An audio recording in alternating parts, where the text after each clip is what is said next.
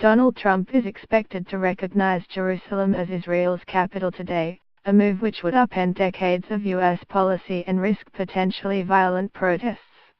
Despite warnings from Arab, Muslim and Western allies, the U.S. President will instruct the State Department to begin the process of moving the American embassy from Tel Aviv to the Holy City. The United States has never endorsed Israel's claim of sovereignty over any part of Jerusalem and has insisted its status be resolved through Israeli-Palestinian negotiation. Donald Trump appeared to equate U.S. foreign actions to those of Russian President Vladimir Putin, saying, "There are a lot of killers.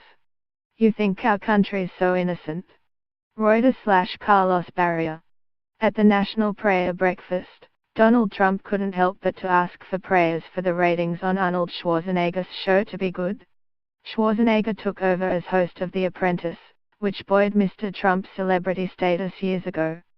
AFP/Getty Images. Early in his presidency, Donald Trump reportedly hung up the phone on Australian Prime Minister Malcolm Turnbull after the foreign leader angered him over refugee plans. Mr. Trump later said that it was the worst call he had had so far. Brendan Smialowski/AFP/Getty Images. Perhaps one of his most controversial policies while acting as president, Donald Trump's travel ban targeting predominantly Muslim countries has brought him a lot of criticism. The bans were immediately protested, and judges initially blocked their implementation. The Supreme Court later sided with the administration's argument that the ban was developed out of concern for U.S. security. Brian R. Smith/Getty. After Hurricane Harvey ravaged southeastern Texas, Donald Trump paid the area a visit. While his response to the disaster in Houston was generally applauded, the president picked up some flack when he gave a speech outside Houston. He reportedly did not visit disaster zones, and praised the size of the crowds there. AP. During his first ever speech to the United Nations General Assembly, Donald Trump tried out a new nickname for North Korea leader Kim Jong-un, Rocket Man.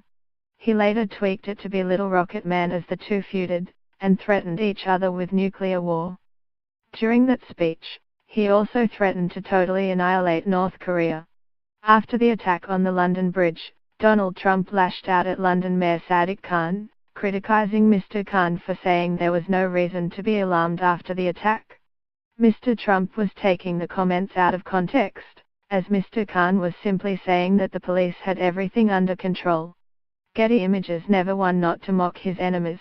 Donald Trump mocked MSNBC's Morning Joe co-host Mika Brzezinski, saying that she and co-host Joe Scarborough had approached him before his inauguration asking to join him. He noted that she was bleeding badly from a facelift at the time, and that he said no. Trump refused to condemn far-right extremists involved in violence at the March for the Right protests in Charlottesville, even after the murder of counter-protester Heather Heyer. AP. Photo/Pablo Martinez Macivas.